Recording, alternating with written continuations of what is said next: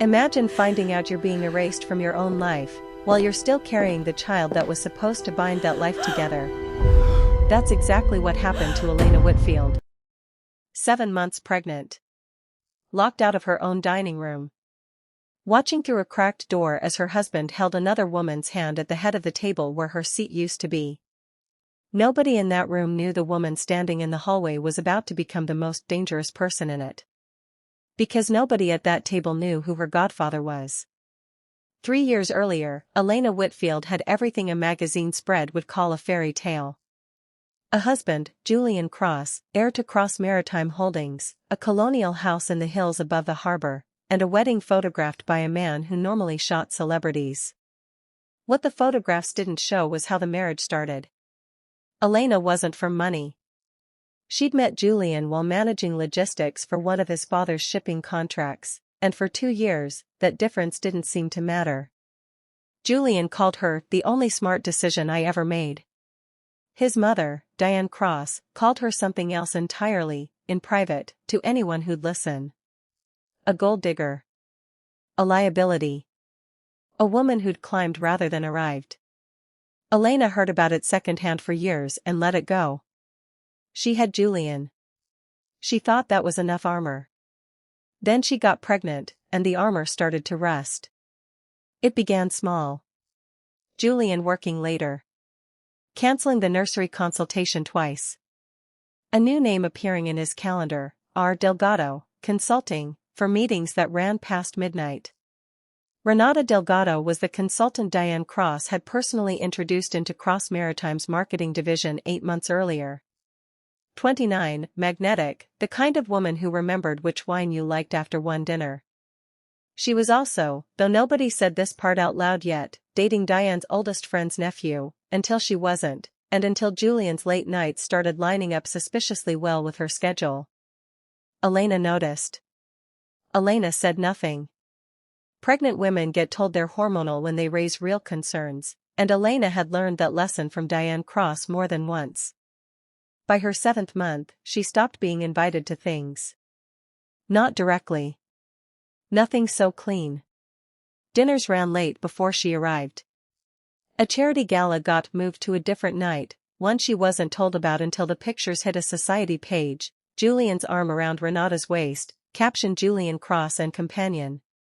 Elena stared at that photo in her kitchen at 11 at night, one hand on her stomach, and made a decision that would matter more than she knew. She called her godfather. Here's what almost nobody at Cross Maritime knew about Elena Whitfield: her late father's closest friend from the war wasn't just an old family connection. He was Solomon Hale. If you don't recognize that name, the boardrooms of 3 continents would. Solomon Hale built a shipping insurance and maritime finance empire from a single underwriting desk 40 years ago. He didn't just compete with companies like Cross Maritime. In more than one crisis, he'd quietly kept them afloat, holding debt paper that Julian's own father had signed and never fully told his son about. Elena had grown up calling him Uncle Sol. She'd spent childhood summers on his boats, not his company's boats, the actual man's boats, the ones he took his real family on. When her father died, Solomon had stood at the graveside and told 12-year-old Elena that she would never, for the rest of her life, be a woman standing alone. She'd never used that. Not once, in 3 years of marriage. She'd wanted Julian to love the version of her that had nothing behind her, no name, no leverage, no rescue plan. That night, 7 months pregnant, staring at a tabloid photo of her husband's hand on another woman's waist, she finally picked up the phone. She didn't ask Solomon to fix anything. She just told him the truth: she was being erased from her own marriage, in her own house, while carrying his goddaughter's grandchild, and she didn't know what to do. Solomon Hale listened for 4 minutes without interrupting. Then he asked one question. Do you want him back, or do you want the truth? Elena didn't answer right away. When she finally spoke, she said the truth. Just the truth. Whatever it cost. Solomon told her to invite him to dinner. Not as her godfather.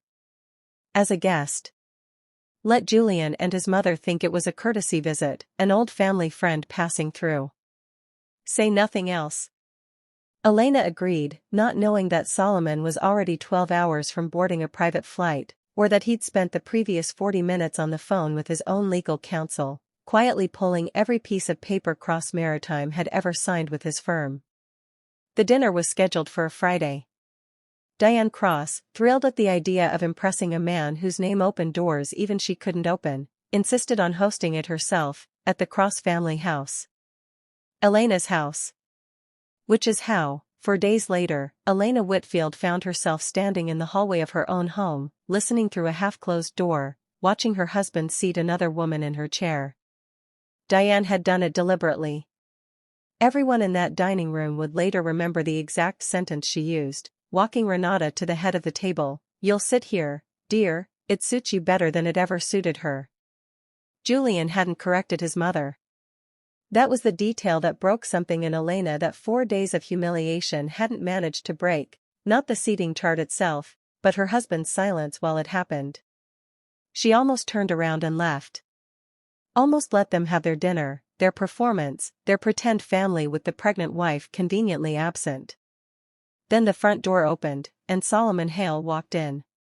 He didn't need to be announced. Diane Cross's face told the whole room who he was before anyone said a word. She'd built half her social calendar around men whose names carried that kind of weight, and she recognized real weight on sight. She just hadn't expected to see it walk through her son's front door in a plain gray suit, alone, 5 minutes early. "Mr. Hale," Diane said, recovering fast, extending a hand with a smile that had cost her a small fortune in dental work over the years. "What an honor. We weren't expecting." "Elena didn't tell you I was coming?" Solomon said pleasantly. "That's my fault. I should have called ahead." Julian stood up so fast his chair scraped the floor. "Uncle Sol, I didn't realize you two were still close?" Solomon finished, still pleasant, still smiling, in a way that made 3 separate people in that room feel suddenly cold. "Her father was my closest friend for 30 years. I held her hand at his funeral. I've known Elena since she could walk." "Why would that have stopped?" Nobody answered. Solomon's eyes moved, unhurried, to the head of the table. To Renata Delgado, sitting in a chair that had Elena's monogrammed napkin still folded beside the plate. "And you must be the reason my goddaughter's been eating dinner alone in her own kitchen for a month," he said, still not raising his voice. "I've heard a great deal about you, Ms. Delgado. More than you'd like, I imagine." The temperature in the room dropped so fast Diane Cross reached for her wine glass just to have something to hold. What happened next unfolded over roughly 90 minutes, and every person at that table would remember it as the longest 90 minutes of their professional lives. Solomon didn't shout. He didn't need to. He simply asked to see Julian's father in private for 10 minutes. Julian Sr. had been conveniently absent from this particular dinner, traveling, which everyone at the table now understood meant he'd known exactly what was happening and hadn't wanted to be present for it. Solomon made a call instead. Right there at the table, on speaker, voice calm as still water. Julian Sr. picked up on the second ring, already halfway through an apology before he even knew what he was apologizing for, because the moment he heard Solomon's voice, he understood exactly what kind of night this was about to become. Solomon reminded him, gently, of a piece of paper signed 9 years earlier. A restructuring agreement, back when Cross Maritime had come within 6 weeks of losing 3 vessels to creditors during a bad quarter nobody talked about anymore. Solomon's firm had carried that debt quietly, off the record, as a favor between men who trusted each other. The agreement had one clause neither Cross had thought about in years, a good conduct provision, tied to Solomon's discretion, that could call the remaining balance due in full within 30 days if he chose. "I've never used that clause," Solomon said, still on speaker, still calm. "I didn't think I'd need to. But I find myself very interested tonight in how your family treats the people who can't defend themselves at your table." Julian Sr.'s voice, tinny through the phone, cracked completely. Diane Cross went white.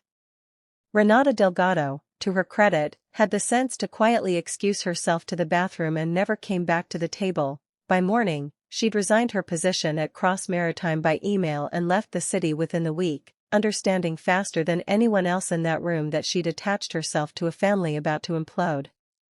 Julian sat frozen through the entire call, staring at his wife, who stood in the doorway with one hand still resting on the curve of her stomach, watching her husband's whole world rearrange itself around a truth he'd never once bothered to ask her about.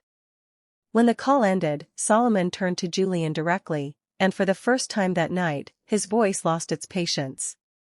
"She called me because she had nowhere else to go in her own home," he said.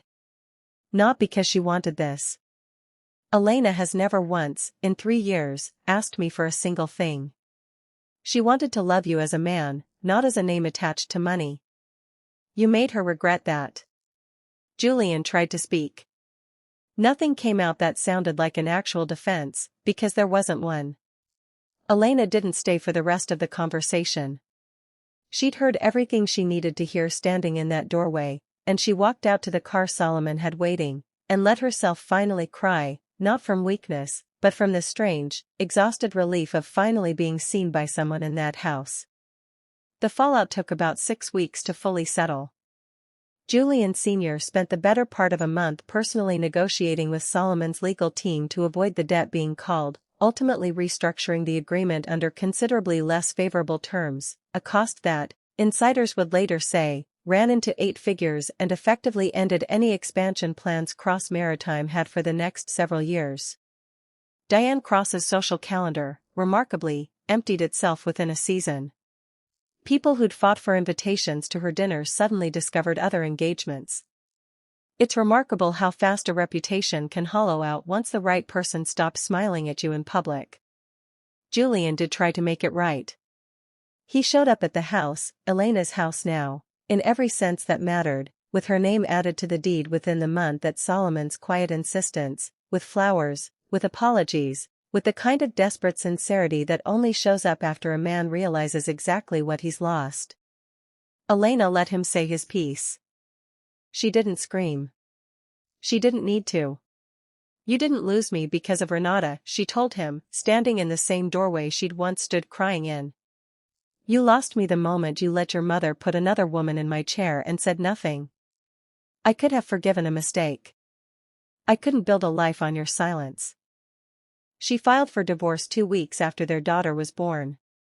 She named her Sophia, after her own mother, and Solomon Hale stood as her godfather at the christening, the second generation of Whitfield women he'd promised would never stand alone.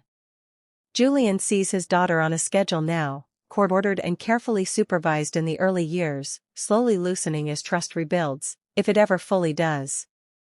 And every time he walks into that house to pick her up, he passes a dining room with a table that seats 8, and an empty chair at the head of it that no one has sat in since that Friday night.